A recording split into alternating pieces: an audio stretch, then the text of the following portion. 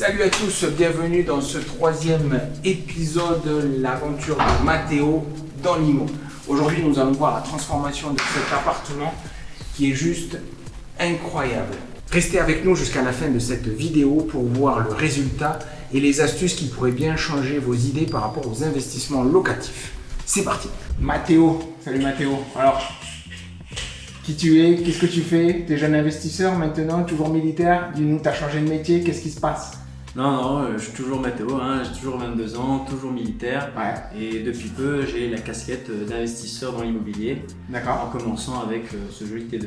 Donc Matteo, il a acheté cet appartement T2 qui fait 37 mètres carrés, donc on a commencé à le rénover. C'est donc un appartement qui va être loué dans quelques jours meublé. Mais au fait Matteo, pourquoi tu n'as pas acheté un appartement neuf? Eh bien tout simplement parce que acheter un appartement à rénover, ça va apporter déjà de la plus-value, de la valeur perçue, Ouais. notamment à la revente. Et puis pour tout simplement optimiser le loyer et pouvoir le louer au plus cher et au mieux. D'accord. Donc en fait l'intérêt de louer cet appartement rénové, donc on apporte de la valeur ajoutée à l'appartement. Et surtout Matteo, tu as des artisans qui travaillent avec toi. Donc surtout tu gardes bien toutes les factures de tout ce que tu achètes. Et notamment tu gardes aussi les factures des artisans puisque tu vas les rentrer dans tes charges. Et ce seront donc des charges déductibles que l'on va déduire des logements meublés. Donc c'est ce qu'on appelle un BIC. D'accord? Donc ça sera à déduire dans la période de l'année prochaine pour les revenus de 2024. Donc tu gardes tout bien précieusement. Hein? D'accord? Pas de souci. Pas de souci. Bon. Par contre, un détail important, tu n'oublies pas de déclarer ton activité de loueur meublé non professionnel dans quelques jours. Très bien. Le fait d'avoir fait appel à un artisan, c'était une évidence, quoi, parce que sinon ça n'allait jamais avancer. Déjà là, moi qui viens de mon temps libre juste pour faire le nettoyage, etc., ça prend énormément de temps.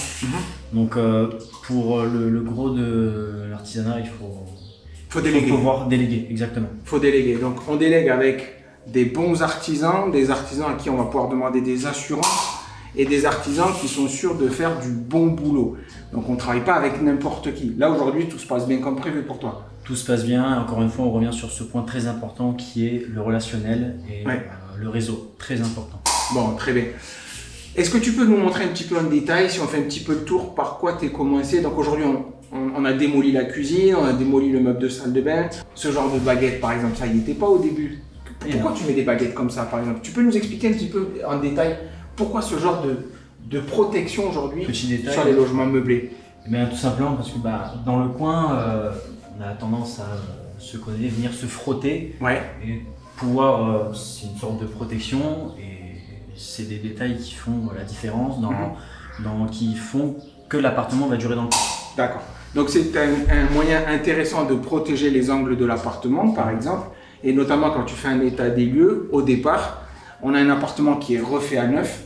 Et quand on a le locataire qui s'en va, ce qui est chouette, c'est qu'on peut dire que c'était neuf au départ. Si c'est dégradé, on ne peut pas dire que c'était pas protégé. Exactement. Tu peux nous montrer d'autres détails, par exemple, par rapport à cet appartement? Parce que là, on le passe en plus en meublé. Donc c'est encore plus contraignant en termes d'organisation. En fait, tu n'avais pas prévu de faire ça vite fait au départ? Vite fait, c'est un grand mot. C'est un grand mot. Mais je crois qu'au début, tu voulais acheter un immeuble. Ça, c'était encore autre chose. Mais c'est un des points qui a fait que j'apprécie beaucoup notre rencontre, c'est que tu as su me remettre tes pieds sur terre. Ouais. Et commencer par ce T2, c'est déjà une belle étape et surtout adapter à ma situation. Voilà. Ce qui est bien, c'est que là, tu vois que déjà, on a quand même beaucoup de travail. Je pense que tu as passé plus de temps que prévu dans l'appartement par rapport au boulot que tu as généré, c'est-à-dire tout le gros nettoyage. Ce qui est génial, c'est que l'appartement, il a un super balcon. Par contre, tu l'as bien valorisé. On peut aller le voir parce que franchement, le mur, il est neuf. Allez, on va aller voir ça. On va aller voir ça tout de suite. Ça marche. Donc là, sur le balcon, j'ai même décapé le carrelage. J'ai tout nettoyé, frotté à fond, histoire de lui donner une seconde jeunesse. Et là, ce qui m'a pris un temps fou sur ce mur, c'est toute cette mousse à décaper. Il y en avait strictement partout. J'ai même nettoyé tous les volets intérieurs et extérieurs. Et encore une fois, c'est là où ça m'a pris beaucoup de temps. Mais ça en vaut la peine. Bon, même pour rénover l'appartement, ce qu'il faut après avoir tout démonté, il faut donc remonter des nouveaux meubles. Donc là, maintenant, tu as attaqué la salle de bain, la cuisine. La salle de bain est presque prête maintenant aussi. C'est ça, elle est presque terminée. On a fini de fixer le meuble avec la vasque, le mur, le meuble d'étagère murale. On a mis le pare-baignoire, la robinetterie a été changée. Il ne manque plus qu'à mettre la machine avec le sèche-serviette et après on sera bon.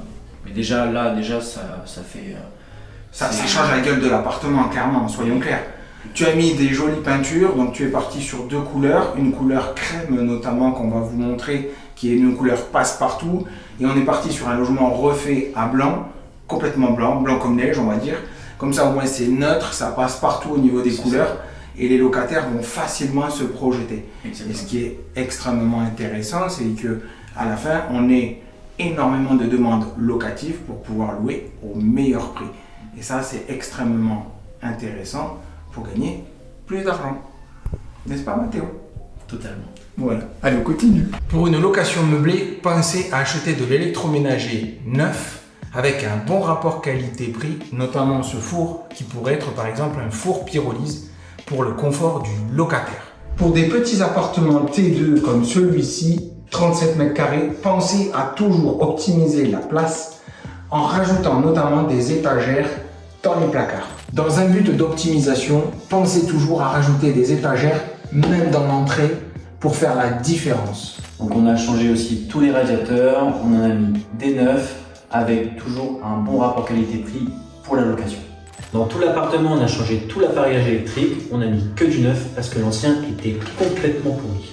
Pensez à opter pour des meubles fonctionnels, bien posés, pour attirer des locataires sérieux et que ça dure dans le temps. Les meubles sont achetés, ils sont montés, il n'y a plus qu'à les fixer. À la fin du chantier, pensez toujours à reprendre tous les petits détails pour les finitions comme celle-là. Il faut y revenir. Bon, on n'est pas dans un immeuble, mais Mathéo, c'est du boulot. C'est sûr, même si on n'est que sur du rafraîchissement, ça demande un sacré bout de temps pour pouvoir soigner les détails, etc. Surtout qu'avec mon boulot, c'est pas facile de se dégager du temps. Bien sûr. Donc encore une fois, heureusement que j'ai fait appel à un artisan parce que sinon le projet, il avancerait pas et on serait totalement hors délai. Oui, et puis en plus de ça, ce qu'il faut dire, c'est que si tu laisses l'appartement vide pendant 3 mois parce que tu veux faire le job, mais finalement, tu as aussi ton activité professionnelle, pendant 3 mois, tu loues pas, donc tu perds 3 mois de loyer. Donc, il faut faire les bons calculs parce que vouloir faire ses travaux soi-même, ça peut être intéressant, mais encore faut-il être très bon, très efficace et avoir du temps parce que quand tu bosses, toi notamment, tu as une particularité, c'est que tu ne peux pas prévoir ton agenda comme monsieur tout le monde à cause de ton métier. Et ça, c'est une contrainte qui est très forte, notamment dans sa vie d'investisseur. Exactement. Mais ça vaut le coup quand même? Ça vaut la peine? Dis-moi, qu'est-ce que tu en penses? Là, aujourd'hui, on a bientôt fini. C'est quoi ton sentiment? Est-ce que tu te fais beaucoup de travail, l'artisan fait beaucoup de boulot, mais bon, on va transformer l'appartement. Ça vaut le coup ou pas? Ça vaut le coup et déjà, en se projetant pour la semaine prochaine, l'ameublement va bien avancer. On sera que sur les détails et d'ici, je dirais 2 semaines grand max, on va pouvoir espérer le louer. D'accord. 2 semaines grand max, vous avez bien entendu? Bon, c'est vrai que 2 semaines grand max. Alors, non, 2 semaines sans les retards, d'accord? 2 semaines sans les retards. Si tout se passe bien et qu'on avance bien, déjà dans 2 semaines, oui. On sera pas mal, on sera déjà bien métamorphosé encore. Bon, super. Bon, en tout cas, l'appartement est sur la bonne voie. On va refaire une nouvelle vidéo dans quelques jours. On va voir l'avancée de cet ameublement parce que maintenant, il te manque encore des meubles, il te manque le lit, le sofa. On est dans un petit appartement, il faut donc optimiser la place. On n'oublie pas cet élément. Donc là, maintenant, tu veux encore faire des courses. Tu n'as pas tout commandé, je crois. Non. Il te manque encore des bricoles, hein, c'est ça? C'est ça. Je prévois de faire les courses d'ici 2 jours. Et là, il y a tout le plus gros du meuble à ramener. Donc, encore une grosse étape qui arrive. Bon, là, tu vas avoir de l'aide ce week-end avec la famille qui va débarquer pour te donner un petit coup de main. Bon, ça, c'est très important parce que quand tu es apporter le sofa, le lit et tout ça, bon, c'est un peu galère, quoi. Mais je voudrais bien rajouter encore un point pour préciser si on va faire les choses soi-même. Encore une fois, voilà, moi, j'ai pu me dégager du temps. Mais c'est une question aussi de prioriser les choses et de faire certaines concessions parce que là tout à l'heure on parlait du mur, mais le mur, quand j'ai dit que j'ai mis 3 jours et quelques, c'est voilà, réveil 7h30, le soir je quitte à 19h. Encore moi, ça tiendrait qu'à moi, je resterai plus longtemps, mais derrière voilà, moi j'ai madame, etc. Donc c'est du boulot et c'est non-stop, quoi. Donc Ouais, Quand il faut faire les choses, quand je dis que ça prend du temps, c'est que ça prend du temps. Oui, c'est ça, tout à fait. En fait, ce qu'il faut savoir, c'est que quand on veut rénover un appartement, ça prend toujours plus de temps que ce qu'on espère. Et on n'a pas le choix, il faut bien finir parce que là, on a prévu de faire une belle location avec un loyer très sympa en face. On en dira plus dans les prochains jours sur le loyer, on ne dit pas tout aujourd'hui, mais on a signé le mandat de mise en location. Mais là, on a encore beaucoup de boulot pour soigner les petits détails qui vont venir faire la décoration, etc. dans les prochains jours. Donc, on vous donne rendez-vous dans quelques jours. N'oubliez pas de liker, commenter et mettez-nous un gros pouce pour Mathéo. Allez, tchuss. Bye bye. Bye bye. Par contre, un détail important, n'oublie pas de déclarer ton activité de loueur meublé non professionnel dans quelques jours. Très bien. Auprès du tribunal de grande instance, non? Tribune, c'est ça. C'est ça, non, le tribunal de commerce. Putain, tu m'as vu. T'es même pas suivi.